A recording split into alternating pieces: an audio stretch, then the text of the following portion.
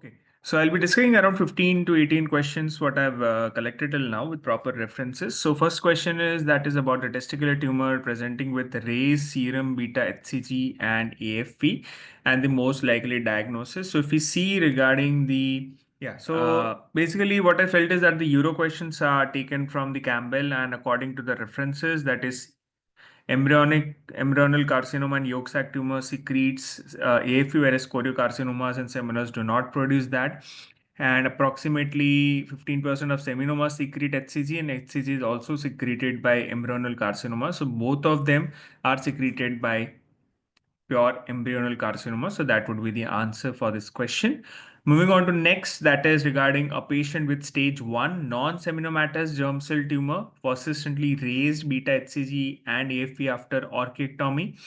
What would be the best step in management? So again, I have taken this reference from the NCCN guidelines, wherein for the non-seminomatous stage 1S, and now what is stage 1S?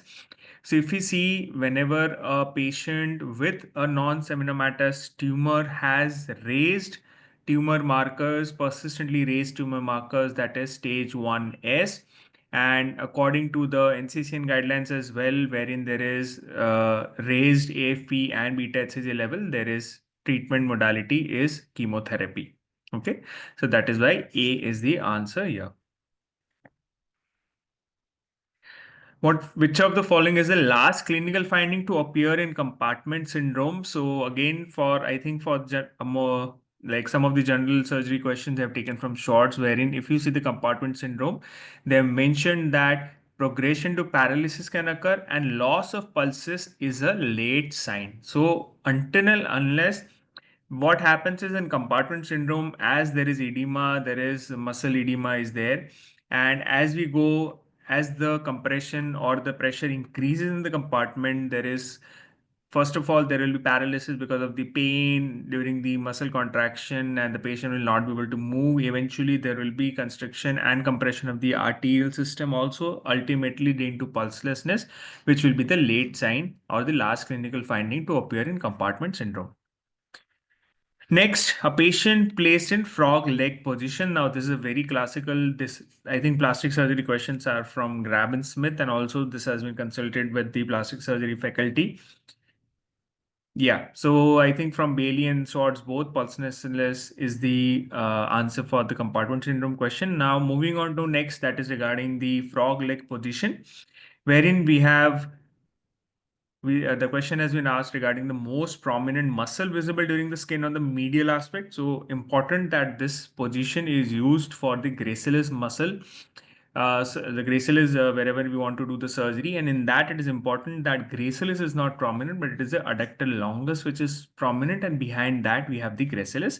So the answer here is adductor longus. Okay. Next, anal cancer without distant metastasis. What is the standard first line treatment? Now, this is a very straightforward question. I think the options and the question is fine till now. In any of the question and options which I'm discussing, if you have any kind of changes or discrepancy, please let me know so that I can correct it now itself. So in anal cancer without distant metastasis, standard first line treatment is according to the Negro protocol, that is chemoradiotherapy. So again, this is a very simple, straightforward question, nothing much to be discussed here. Which of the following is an advantage of posterior retroperitoneoscopic adrenalectomy? Now, very important that as you're going in the retroperitoneum, I think this was the question, then the answer would be avoidance of mobilization of solid organs. Please, can you help me out with the question options? Are this okay? Yeah, so it does not need a you do not have a large working space in this. You need to insufflate because you need high pressure to have the space to operate, and it is not suitable in obese. Best answer is avoidance of mobilization of solid organs. Again, this is covered uniformly in like majority of our questions are already given in our notes, videos, MCQ bank, and also it is from Bailey, Savage, and Schwartz. So moving on to next, that is regarding the familial retinoblastoma, which is true. So is the options clear in this? Are this the options given? I think in the last session also I discussed this, but there were incomplete options. So can you help me out? Are these options fine in this? For this question of familial retinoblastoma, are the options fine? And what was the question which is true? Yeah, if we see regarding this, what I felt is that loss of heterozygosity is there in retinoblastoma. It is associated with pediatric retinal tumors. Okay, it is seen in codon 631 and 647. I think this is the option. Heredity more than sporadic or familial. Okay, 90% hereditary and 10%. Okay, are these options fine now? So it is basically a ocular tumor with osteosarcoma. So I think A is not correct. I think C is the answer here. Loss of heterozygosity is there in retinoblastoma. If you see from Schwartz and also from Sabiston, wherein they have mentioned about the RB gene and the retinoblastoma. And also what I felt is that the sporadic and hereditary, if you see the hereditary is not 90%, is nearly 40 to 60%. So I don't think D can be the answer. And as per the best options available, I think C, loss of heterozygosity, is the answer here. Moving on to next, that is regarding a very straightforward question from the Bailey, that is regarding the from the Bailey, that is absent pectoralis major minor with ipsilateral syndactyly, and I think clinical image was not given. So which is the most likely diagnosis? That is Poland syndrome. Yeah, other non-ocular tumors, I feel that you are having an ocular tumors, not non-ocular tumors, or I feel that that would not be the right answer. Yeah, so the best answer here is Swalland syndrome, and in this, I feel the best answer is loss of heterozygosity. But yeah, I think this is a question which I would also like to reconfirm. But till now, what has been given to me by you guys, the best answer is loss of heterozygosity. I think again a straightforward question. This from the Bailey, that is regarding the bronchoscopic image with a 60-year-old male with smoking presenting to OPD. And I think there's again a straightforward question, nothing much to discuss. That is bronchial tumor from Bailey. Next, again, this is again a straightforward image of the biventricular pacemaker.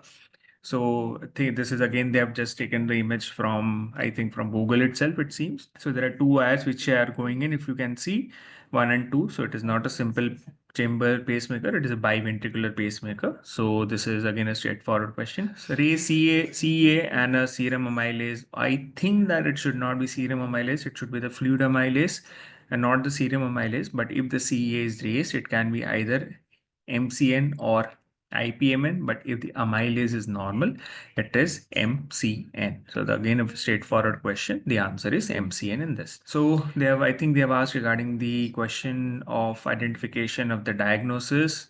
This is again a straightforward image from Bailey. They have taken a lot of images from Bailey cardiothoracic surgery. And again, there's a very straightforward question. Answer is transposition of great vessels. Again, this is an image. I think this is what even I discussed in the group as well. That is regarding the craniosynostosis image. And if you can see on the left side, there is abnormal fusion. Answer is left plagiocephaly. This is again taken from Google. Some of the images are directly taken from Google. There is nothing much to discuss in the image base, wherein direct references are already available now. Next, best line of treatment for hair alopecia due to excision of lesion over the scalp and placement of STG. Now, is this question correctly given? Is the question stem proper? Was the placement of STG given? And treat best line of hair alopecia? Yeah. So according to this, also discussed with the plastic surgery faculty, here the answer is tissue expansion. That would be the best option. Yeah. So here, if you see, this is again, we have taken the reference from the Schwartz, wherein they're given that tissue expansion has been used for scalp reconstruction. And also this has been discussed with the plastic surgery faculty.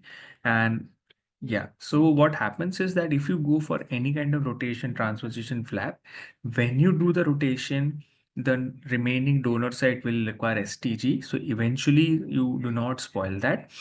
So best treatment would be a hair transplant as per the faculty, but what they told that the best answer in this would be tissue expansion, because if you do any kind of rotation graft, yeah, you can use, it can be used definitely. Okay, so the best answer is tissue expansion. Best prognosis, HP in CA gallbladder, again straightforward question taken from Sabiston. I think the HPV questions are directly from Sabiston, wherein they're given that the papillary subtype has the better prognosis, because yeah, polyp has a better prognosis compared to all the other histopathological subtypes.